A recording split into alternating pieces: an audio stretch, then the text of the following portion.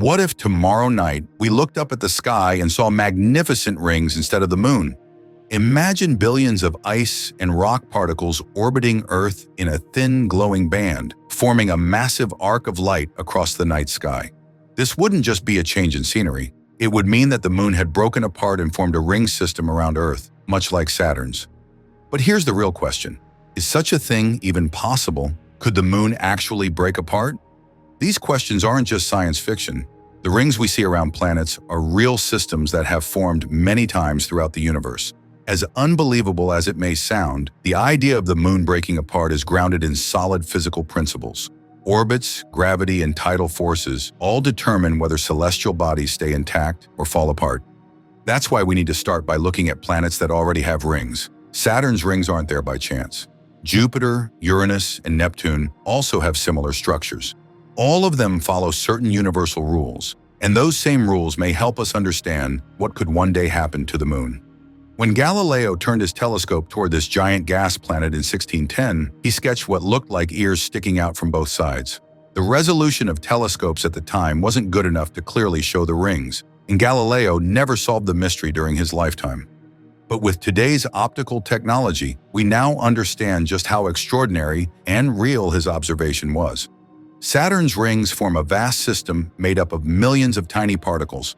Each one is either ice or rock, ranging in size from just a centimeter to several meters across. But together, as they orbit in unison, they form a structure that's only about 30 feet thick, but stretches over 175,000 miles wide. That's wider than the distance from Earth to the moon, but no thicker than a single floor of a building. This astonishing thinness also explains why the rings seem to vanish when viewed edge-on. So where did these rings come from? Scientists believe Saturn's rings were formed from a broken moon or from debris left behind by a massive collision. Perhaps a moon ventured too close to the planet and was torn apart by gravitational differences. Or maybe a high-speed impact shattered an object and the fragments settled into orbit to form the thin bands we see today. Either way, what's common in all scenarios is this. The fragments must have ended up within a specific zone where they could orbit in a stable, orderly pattern. And Saturn isn't alone in this. While Jupiter has rings so thin they're barely noticeable, Uranus's rings are complex and interwoven.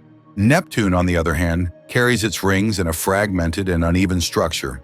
All of these ring systems have one thing in common. They form at a specific distance, very close to their planets. That distance marks a zone where gravity and centrifugal force are in perfect balance. Particles here can stay in orbit without dispersing, but they also can't clump together to form a new moon. And that balance brings us to the next question. What happens if a moon enters this critical zone? To understand why all these ring systems exist only within a certain range, we need to look at a theory proposed in 1848 by French mathematician Édouard Roche. Today, we call this threshold the Roche limit. Within this limit, no moon can remain whole. That's because the tidal forces from the planet become stronger than the moon's own gravity. As a moon orbits close to a planet, the side facing the planet is pulled more strongly than the far side. If it gets too close, this tidal difference begins to tear at the moon's structure. Eventually, the internal gravity loses the fight and the moon is pulled apart. The Roche limit defines exactly where this structural failure will occur. For example, Mars's moon Phobos orbits just 3,700 miles above the surface. That's dangerously close to Mars's Roche limit. Scientists estimate that within about 50 million years, Phobos will break apart and form a thin ring around Mars. This calculation proves that satellite breakup scenarios aren't just theoretical. They can be part of real, natural processes playing out over time. Exomoon research has uncovered clues in distant star systems that point to the former existence of moons now gone. Irregular dimming in starlight and surrounding dust structures suggest that moons once orbited these planets, but all that remains are rings of scattered debris. The James Webb Space Telescope is also capturing detailed images of rings around distant planets like Neptune. While the exact origins of these rings are still unclear, some may be remnants of moons that were torn apart long ago. So what does this theory mean for the Earth-Moon system? Right now, the moon orbits Earth from a distance of about 238,900 miles. Earth's Roche limit for satellites is roughly 11,000 miles. That means the moon is safely orbiting more than 20 times farther out than this critical threshold. In fact, it's slowly moving away from us by about 1.5 inches per year. Theoretically, this means the moon will never reach Earth's Roche limit. But that safety only holds under current conditions. A strong enough external force could drastically alter the moon's orbit. The most sudden threat to the moon would be a high-energy impact from space. Giant craters like Tycho, Copernicus, and Kepler show that the moon has been struck many times in the past. However, none of those collisions were strong enough to significantly change its trajectory. But what if an object 100 times larger than the Chicxulub asteroid that wiped out the dinosaurs were to strike the moon? Traveling at 31,000 miles per hour, such a massive body wouldn't just leave a crater, it could cause the moon to lose orbital energy. If the impact occurred in the opposite direction of the moon's motion, it would slow the moon down, and a slowing satellite begins to drift toward the Roche limit. With each orbit, the moon would lose a bit more energy, an inch closer to Earth. Eventually, its internal gravity would no longer be able to withstand the tidal forces. Stresses would build across its surface, forming massive fractures. And then, disintegration would begin. Chunks of rock and ice hundreds of miles wide would scatter into orbit, collide, break apart, and turn to dust. Over time, this debris would form a ring, not unlike Saturn's, but with a different composition. In Earth's sky, this glowing band would replace the moon. And that's just the first scenario. In our second scenario, the main character is a kind of planet that drifts through the cosmos, unbound to any star. These are known as rogue planets. Detecting them is extremely difficult because they emit no light, and some estimates suggest there may be more rogue planets in our galaxy than stars. If one of them were to approach the solar system, its gravity alone could be enough to throw everything into chaos. As the rogue planet passed by, it would generate gravitational waves that could nudge the moon's orbit ever so slightly. That tiny shift could reverse the millions of years of outward drift. The moon would no longer move away, it would begin to fall inward, and eventually it would head toward the Roche limit. Once it crosses that invisible threshold, there's no turning back. Could a much smaller but much denser object pose an even greater threat? One of the strangest entities in the universe is only a few miles wide, but it doesn't need to destroy a city. It has the power to disrupt and dismantle an entire planetary system. This object is a neutron star. A neutron star forms when a massive star collapses into itself following a supernova explosion. It spans just about 12 miles in diameter, yet it can outweigh the sun. Its internal density is so extreme that a single teaspoon of its matter would weigh 1 billion tons. This density is not just physical, it's a gravitational anomaly. Now imagine such an object passing near the solar system. Near in this context could mean several light years away. Because this kind of density doesn't just occupy space, it also warps the gravitational field around it. That distortion can reach far into the outer regions of the solar system, and objects like the moon, which orbit on the outer edges of Earth's gravity well, are the most vulnerable to such gravitational imbalances. The moon revolves around Earth in a near-perfect orbital balance, but that balance could be disrupted by even a minor gravitational disturbance from outside. The passing neutron star would first cause a microscopic deviation in the moon's orbit. Over time, that deviation would accumulate. With each orbit, with each tidal interaction, the discrepancy would grow. The moon would no longer be influenced solely by Earth, it would now feel the pull of a dense body far beyond. Then a critical shift would occur. The moon's orbit would become increasingly elliptical. This change leads to two consequences.